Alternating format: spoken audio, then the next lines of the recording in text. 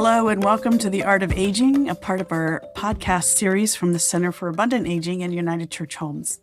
We begin a new year as we continue to look at what it means to age in the 21st century, encouraging positive and empowering conversations that challenge, encourage, and inspire all to age with abundance.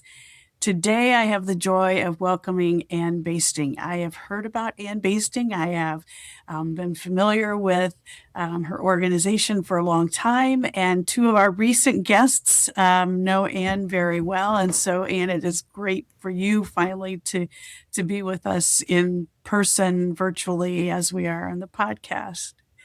Anne is a writer, artist, and advocate for the power of creativity to transform lives. She is a emeriti professor of English at the University of Wisconsin-Milwaukee and founder and president of TimeSlips.org.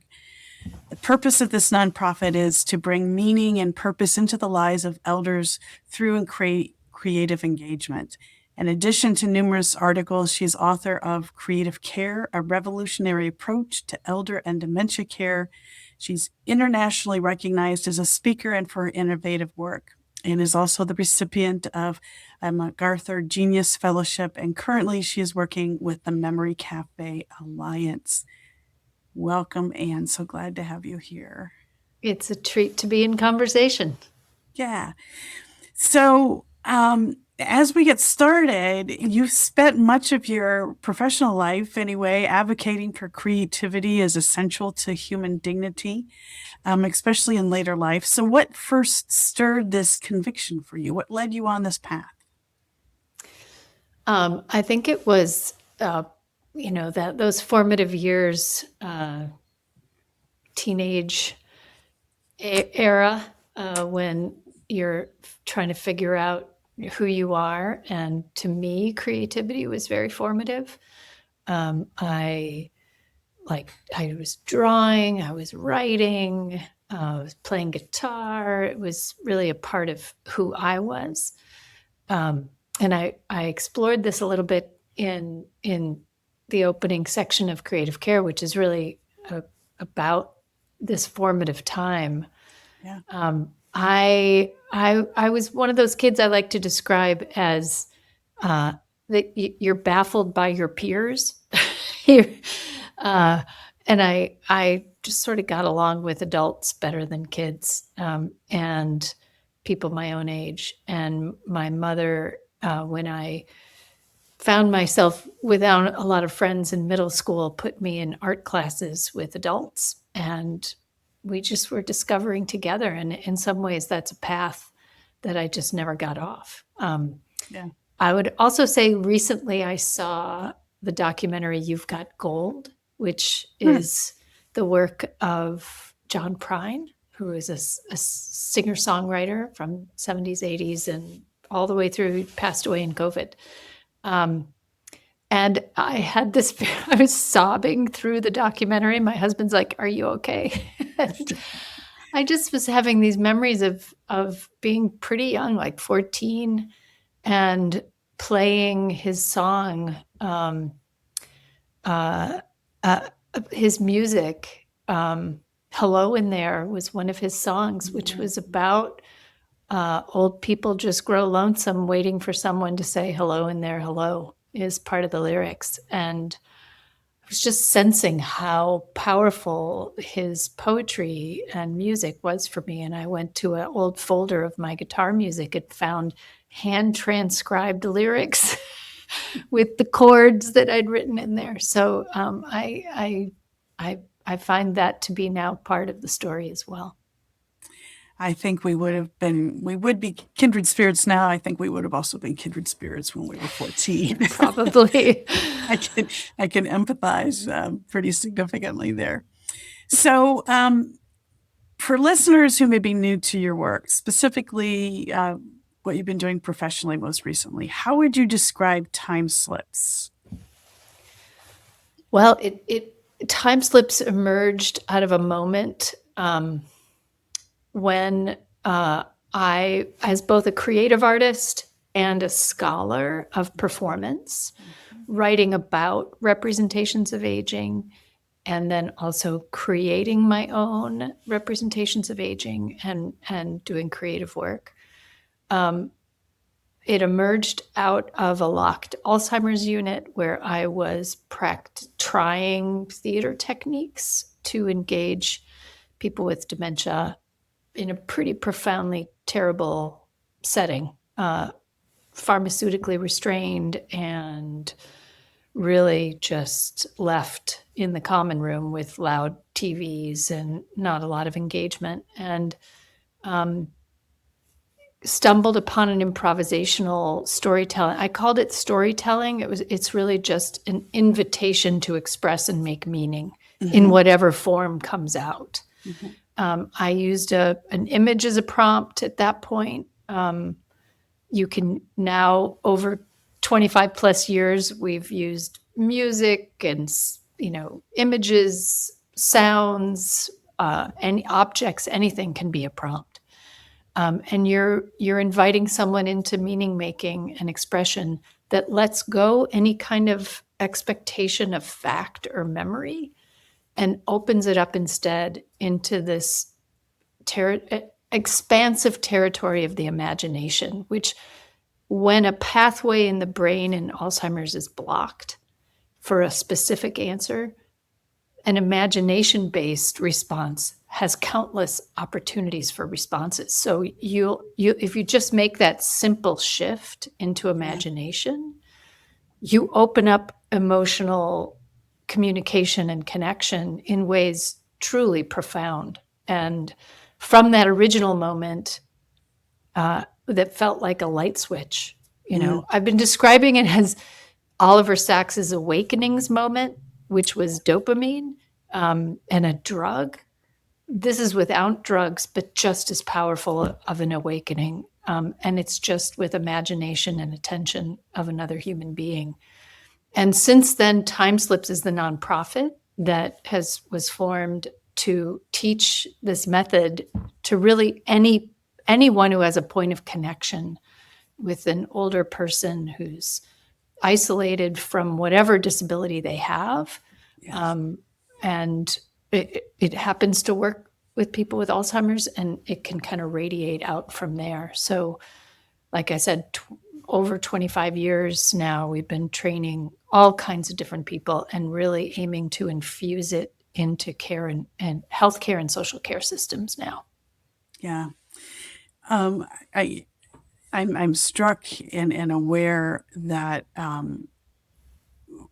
dementia is so much framed around loss. I can remember a vivid conversation with someone years ago, and he and his wife were very close to their next door neighbors, and Bob ended up having to live in a long-term care community, and he had Alzheimer's. And this neighbor said, "I can't go visit him because all he could see is what was not there anymore." And he couldn't make that shift to being present with Bob as he was at that point in the world. So how do you help? What strikes me about this is, even though TimeSlips and your techniques are working with those with dementia, there is a definite shift that has to happen for the caregivers as well, and for the loved ones, that can change that emotional landscape, not only for the individual living with dementia, but for those around them. What has been your experience with that? How long did it take for you to see that change in the caregivers as well? I've known for over 25 years that it is, we hold the notion that identity is in one's individual ability to control information over time, and that people hold each other's identity in that capacity. Yeah. So, like, the great fear of the moment when, say, my mother now has dementia, when people always ask me, does she know who you are? or that the fear, that tremendous fear that people have of the moment when the person doesn't know you anymore. And that means that somehow that relationship is severed, or you lose a part of yourself from the mirror of that person seeing you. This fear that part of you goes away if that person can't act as the mirror to your past, your shared past. And I think as part of the PhD research, I did a lot of, I've done as a scholar over the time too, a lot of reading into conceptions of identity and understand philosophies of identity. And I really came to a place where I was very comfortable seeing identity as shared, that there is definitely, in a legal sense, like I am who I am, I have agency, I make decisions for myself and other people, but also my identity is really socially created in relationship with other people. And I see it much more on a spectrum, a sliding scale of how identity is formed. In some times you have a lot of control over it, and in others it's much looser, and that you're much more open to the treatment of others. And I really came to see this late life situation, and for some people it happens much earlier, so it doesn't even have to be late life. It can be people in vulnerable situations early on who don't have a lot of control. They're down at that spectrum where more of their identity is created out of relationship. And when you start looking at it in that way, you see, oh, I have a role to play here. I can be in relationship with that person to help ensure that who they are now is someone who is loved and cared for.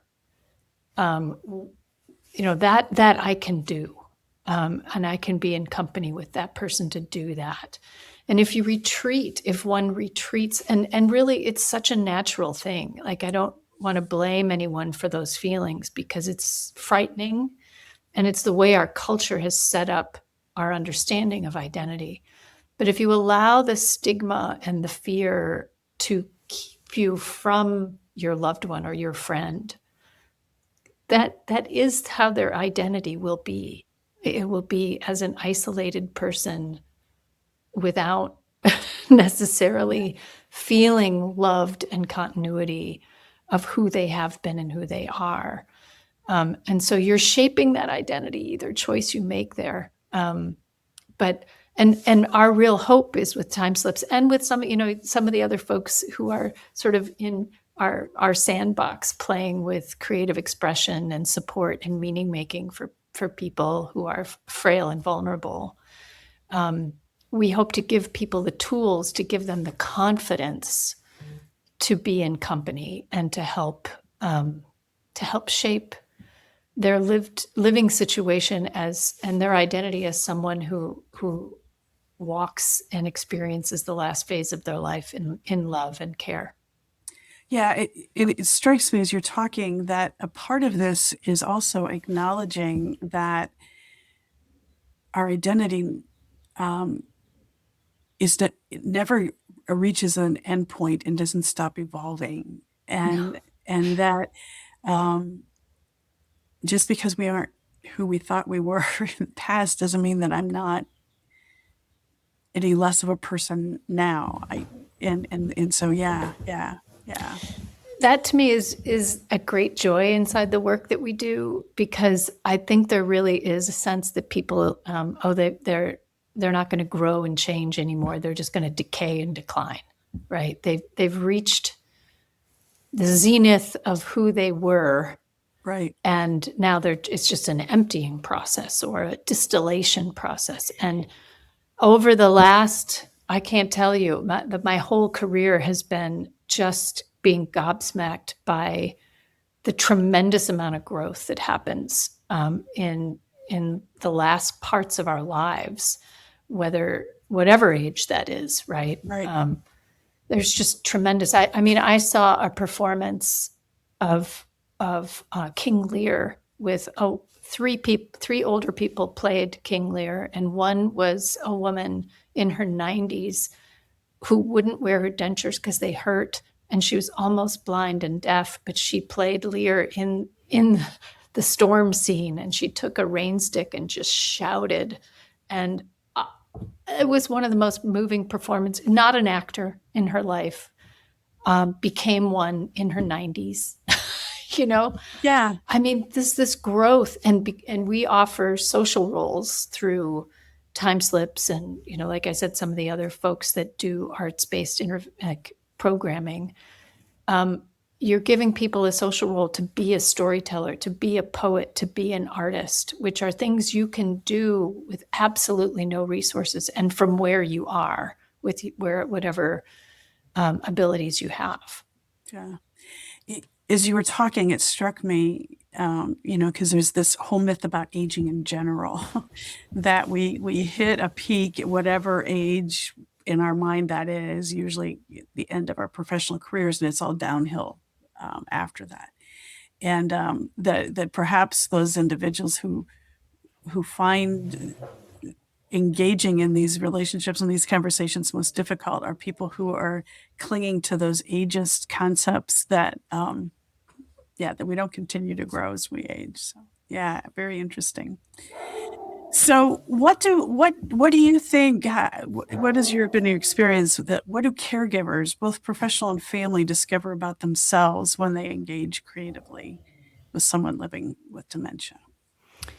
I think they learn that they are creative beings. That it's amazing how that's I think the hardest thing that we do in our training. It's a joyful, wonderful, fun training, and I mean, I'm still doing it after 25 years, so that's what tells you how much fun it is. But people somewhere along the line had it sort of, you know, uh, they heard it and they started believing that they are not creative.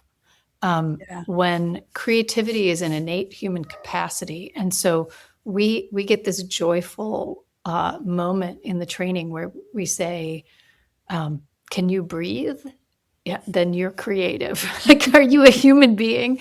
You're creative. And we get them to identify the ways that they're creative and expressive in their everyday lives, yeah, because we have this assumption that creativity is playing an instrument in the symphony, or it's this weird professionalized view of creativity that has taken the joyful access of it out of our everyday lives. So we give that back to people, yeah, and they feel the power and I keep using the word joy, but that's really what it is. Getting into flow and feeling this sense that you're making something, and it's quite lovely. And so it's healing for the caregiver. yeah, And then they realize the person they're inviting into expression also has that capacity. yeah, And they learn new things often about that person, because you're both in a process of learning and growing through creativity and creative expression. Um, yeah, I think that's it in a nutshell. It's uh, recognizing the capacity of the person you're caring for in a new way, feeling the co-creative connection with that mhm, person, which is a very emotional connection, and then also feeling the joy of creativity for yourself. yeah. I don't think we can talk about creativity and not talk about connecting. And the definition of spirituality that I use is spirituality is how we seek and express meaning and purpose, and how we experience our connectedness to that which is sacred, to other people, to ourselves, to nature, to time. Um, and so for me, and creativity and spirituality are hand in hand. They're bound. Yeah. Yeah, yeah, absolutely, absolutely. I agree. You said that curiosity, okay, we talked about curiosity a little bit, but humility and awe are also central to meaning making. How do those qualities show up in dementia care? Well, Or how do they need to show up? if you've ever encountered someone like my mother or other family members and friends, and if you're a home caregiver, it can be all day long with someone Yeah. repeating the same question or the same story, asking the same question over and over and over again to the point where we stop hearing or we stop listening. We make a lot of assumptions about what the person can do and will do. I think one of my favorite stories about this is that the wonder has to be suspending that assumption that you know what the person's capacity is. You have to, the humility is that I don't know where that person is or what they're capable of right now, right this very minute. Because as anyone who's been in the field knows, it changes like every 15 minutes. So suspending that sense of it, being open to this idea that you don't know, which is wonderment. And then the curiosity and the pause to find a way to ask and to enter each moment a little differently to invite a person out. And an example, the story I was going to tell is I was doing a training once up in St. Paul. We were at a long-term care community, and we were all in sort of the main training room. And then they did a remote, it was very fancy at the time, a remote camera hookup to a little demo session I was doing in the assisted living area or skilled care, I can't remember. And I had asked one of the staff members to assemble a group of people and I would do a story session. So I did that, and it was a little slow to start, but then it got very lively and we told this beautiful story and we came down. I came back down afterwards and someone asked, how do you know who to bring to a group like that? It's a very staff-based question, like what Yeah. stage, what level person, blah, blah, blah. And the woman who had assembled the group said, can I answer that, please? And I said, sure. And she said, I am almost ashamed to tell you that I picked people who don't speak because I thought, well, we'll see if this works. And I didn't think anybody who was in that room could do it. And I am shocked that something that simple could open people up, people I thought who really could not do this. So she said, I'm here to tell you, just pull the names out of a hat. Pull them out of a hat because you don't know clearly who can do this on any given day. And some days people who are very responsive one day will be very quiet, but they might respond to, can you help me pick an image to use as a prompt, or pick a color of a marker for me to use, or just listen, or take a break and take a nap, but come back if you can. And then the next day they'll participate fully. So you just don't know. And part of that humility is admitting that there is the possibility of the sacred being inside the person, and you don't know what's going to invite them out at any given moment. Yeah. It also strikes me that those who are not living with dementia, that we are living with our own ingrained patterns of response, of language, of behavior, of how to have a conversation. And we have to be willing to let go of those patterns that we hold in order to enter into and approach that relationship differently. So in a way, I imagine that it invites us to be more creative about how we're engaging in life in general. Yeah.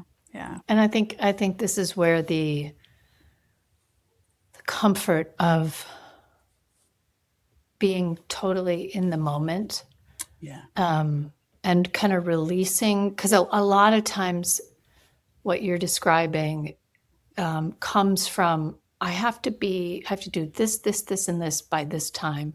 So I'm just going to go through, I'm going to direct these people in an activity. We're going to do it. I'll check it off.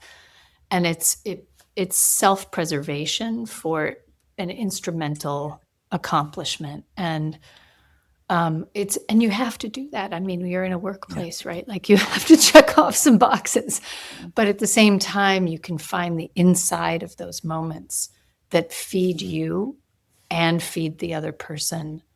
It's really a balance of figuring out how to do that. And that's where I know you interviewed my dear friend, Susan McFadden, and she and I have been on the journey of TimeSlips since the beginning of it. And she once told me going to a care community to facilitate these story sessions was her therapy, because it just, the whole world falls away and she can just be in that moment fully with people, feeling a real purity of emotional exchange that is just about giving, if attention is love, giving and receiving love. It's just quite nourishing. Yeah. Well, speaking of our mutual friend, Susan McFadden, I know that you are working along with her and helping to build memory cafes across the U.S. And you've been at that, working with her with that project in Wisconsin for a long time. What are memory cafes and why are they such a powerful model of community based care for those who are living with dementia and their caregivers? So I would guide people to memorycafedirectory.com, which is on the Dementia Friendly America website, for the official definition. But I will give you a definition based on the need. So imagine you're at home, living at home. 85% of people with dementia and their caregivers live at home. Which 85%. most people don't know that. They don't know. They assume everyone's in a care facility. People can't afford them, Yeah. or they choose not to. And there aren't enough. And there aren't enough. And they're hard to get into. And it's various reasons 85% of people with dementia are living at home. They might at some point on that journey toward the end need facility, residential based care, congregate care. But for the most part, people are living at home. And if you imagine the challenges of that, living with that condition, it's tough to go to a regular places you used to go for socializing, right? So there really becomes nothing for you. Like you're watching TV. That's about it. And these are designed as places once or twice a month in a trusted cultural space, a library, a history museum, any arts and culture institution that holds like a 2-hour session where you can get a little coffee, meet other people on a similar journey, have some interesting programming, feel comfortable and confident and supported, and learn and grow a little bit. That's a memory cafe. Yeah. That's really it. And they're either free or low cost to people. They're in the arts and culture organizations and libraries. They're really woven into the existing programming. People run them there, or they're sponsored. They get sponsorship from a local care community or bank or something. Yeah. They're a really efficient, low-cost solution to profound loneliness and isolation, and in mental and cognitive and social engagement. And also, I think, refusal of stigma, because people staying in the home, staying out of public view, just leaves our imaginations to think how horrible this situation is. If you happened upon a memory cafe, you'd think it was the best damn time people were having, the whole month. And it is. Yeah, I'm struck. I know that you um, have said in the past that isolation that can happen because of dementia can be a form of banishment. And that just really, really struck me. Several instances came to my mind of individuals who I know um, were requested not to come into spaces where they had previously participated. And banishment probably is the best way to describe my understanding of how that felt to them and to their families. So, yeah. Yeah.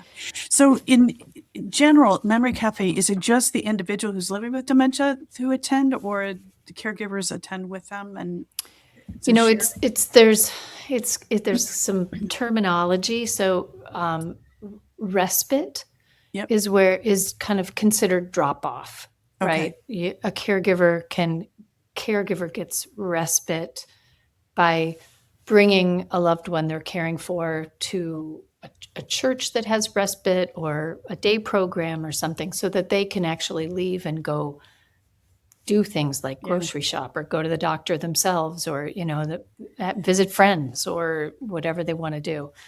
A memory cafe is what we call respite together.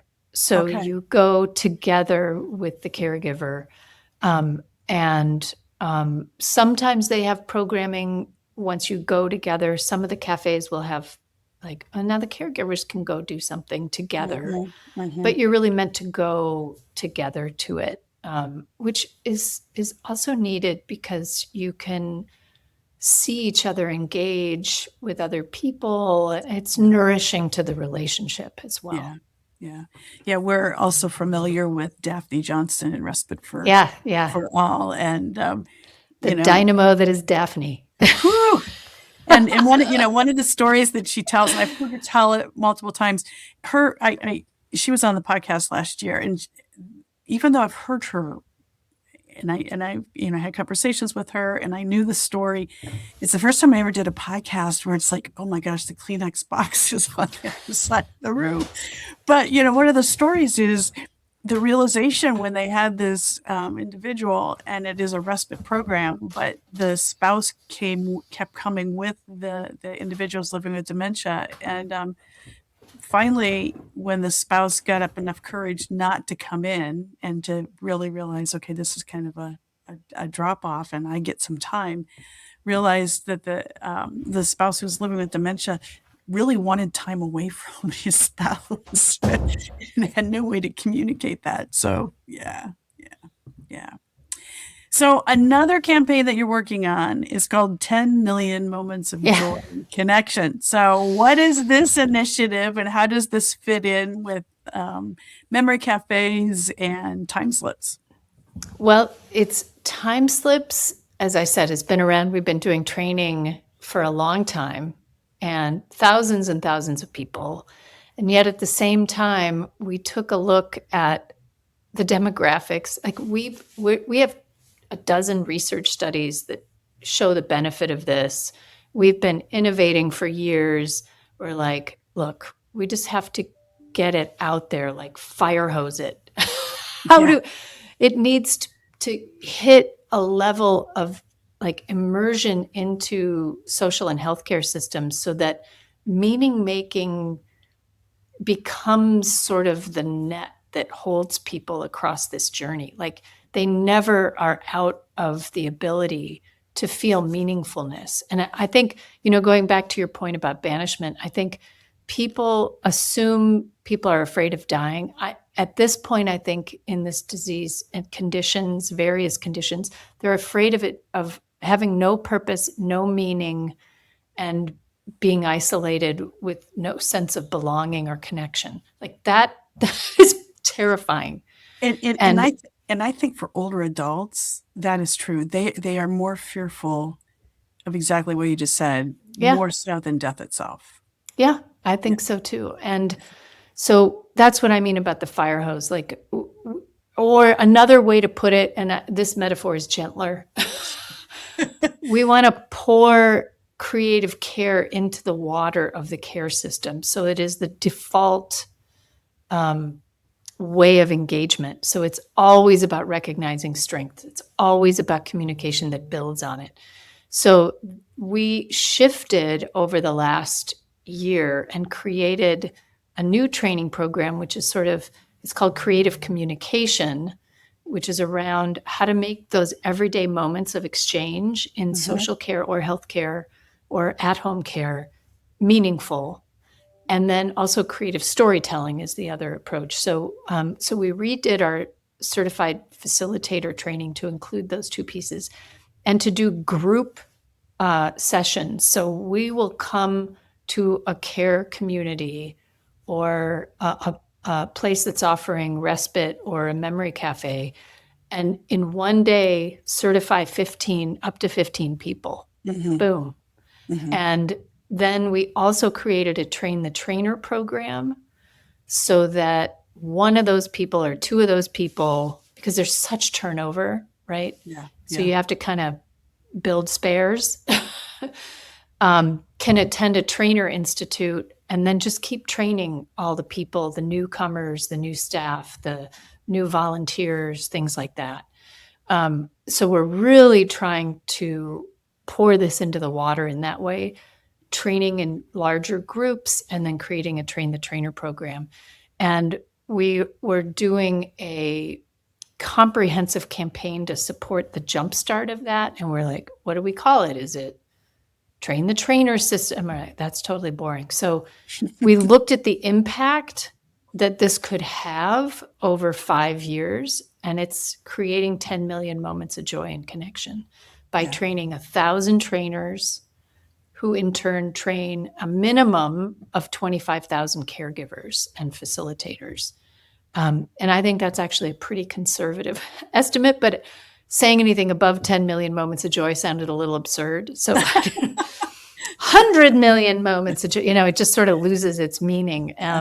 So that's what we're doing. And we're soft launching it right now. If you go to the website, I don't know when this podcast comes up, but the website will be updated in March of 26. Okay. We're soft launching it now. So if people hear this before then, just send an email to info@timeslips.org or sign up for the newsletter or something on the website, and we'll get you the information. But the training is, like, I just keep using the word joy. It is joyful. It's a breath of fresh air in a field that's desperate for it. It allows you to do really kind of, to use your word, it's sacred connection to another human being. Pretty easily. Even if you don't paint, you don't play an instrument, right. You have these tools, which we say it's not about those things. It's just, can you make gestures? Yes. Okay, then you can dance. Right. Let's not worry about dance. It's just gesture and movement, sound, and words, and lines or draw. Very bad. I'm a queen of bad drawings. I love doing bad drawings, and so I'm right on par with people who don't think they're creative in that way. Yeah. So if there is one small practice or mind shift that you'd invite our listeners to try, whether they're caregivers or professionals or simply aging themselves, what would that be? I would say learn to ask a beautiful question. That is the core of our 3-part communication sequences: beautiful questions, improvisation to drive it forward, and offering proof of listening. And that's what you'll learn in the training. But a beautiful question is one that opens a shared sense of discovery between two people. There's no right or wrong answer. It's not yes or no. That stops all conversation and creativity. It's a little bit of poetic phrasing. You can see why it's an art to learn how to phrase them. And you can find a lot of examples of them on the TimeSlips site or in Creative Care. I write a whole chapter about it. So learning to ask that nurtures your own soul and invites the person you're caring for into a sense of play, expression, meaning making, and discovery as well. So Having not read your chapter, as we come to the end of our time together, I'm going to ask you 3 questions, and hopefully they're beautiful or on the way to being beautiful. I'm sure they are. When you think about your own aging process, what has changed about you and what do you like about your older self? I love that I'm more forgiving of myself. Very, very gerbil wheel, never-ending drive of activity and very, very high expectations. And I have come just to go, it's okay. It is all okay. And that took a long time, and I'm really, really happy with that. And I also think I have learned the value of silence and empty space. I think there's a fear of that for people who are on the gerbil wheel. And I've come to really sort of embrace it. Yeah. Thank you. What surprises you about what you're doing at your age right now? I joined a choir, which never been in, the risk taking a little bit more, like pushing a little bit more, which is interesting, a comfort with doing that. It is a choir that sings for people on hospice, and the powerful feeling of being in harmony, 3-part harmony, as a gift to people who are releasing their breath is amazing. Yeah. And then I will say the discovery of new ways to kind of describe the beauty of this work. I've been doing a whole series of essays on Substack, in a Substack that's called The Little Caregiver Repair Shop. And it's a very bad drawing of mine of my vision of what a little caregiver repair shop would look like. And I think one of those visions that I haven't written yet, it'll be a new essay that I do, is about this realization that when you see people of different ages, you zoom out and it gives you this feeling that you're all on the same path, but you're in basically a time machine. You're just about 20 years difference. And you can start to see that, and it creates a commonality rather than a distance. And I think that was a little surprising discovery for me. Yeah. Interesting. So related to that, as you're zooming out and you're looking at people of different ages, is there someone that you've met or someone who set an example that inspires you to age abundantly? So maybe somebody aging ahead of you. I'll say a couple of people. One is my friend Susan McFadden, who took up drumming in like rock and roll drumming in her early 70s, late 60s. I can't remember how long she's been doing it. And I'm like, dang, I have a mandolin that I has had a broken string for probably a decade. I gotta get back into that. And then I'll say my parents, who are very different, 88 years old, but I admire both of them. Mom, early on in her diagnosis, I said, Mom, it's amazing that you're laughing about this because this scares a lot of people. And she said, oh, I've made the decision to laugh all the way through this. So, laugh with me, basically. And so I'm honoring that when I'm with her and trying hard to do that. It's harder for her to self-direct that laughter, but we can still find it with her. And my father is, golfing. He got his first electric bike this year. He's a very different 88 years old. He spends the summer at the cabin by himself, or I try to get up there so he's not by himself, and my sister's next door. And he's in the theater group doing plays. He's practicing creative care in ways that just burst my heart, and navigating that ground of grieving and caring at the same time, which is really tricky territory. And it's hard, and you watch him struggle with it, but I just admire him tremendously for it. Yeah.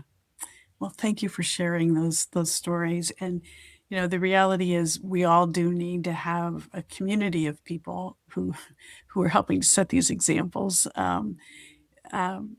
because no one of us is fully aging the same way as anybody else. And we're multifaceted people. So, yeah. Thank you. This has just been lovely, and I look forward to someday meeting you in person. But in the meantime, if people want to be in touch, where can they find you, or how can they be in touch with you? TimeSlips.org. The emails to info@timeslips.org. I get a copy of them, so does our team. So whatever question you have, someone will answer. And then Substack, Little Caregiver Repair Shop. Okay, I'm going to look that one up. I'm just intrigued by the name in and of itself. So yeah. Well, thank you, and thank you to our listeners for your time with this episode of The Art of Aging, part of the United Church Homes Abundant Aging series. If you would like to participate in engaging conversations, please check out our new Abundant Aging Insight webinars, and you can find the registration page on our website, abundantaging.org, or connect with us on Facebook. And in the meantime, may you look around and identify a person who is aging ahead of you, or people who are aging ahead of you, who influence your understanding of how we can age abundantly by setting their aging example. And may we all seek to be influencers of those who are aging around and behind us, that we can all be abundant aging influencers. Thank you very much for your time. Thank you.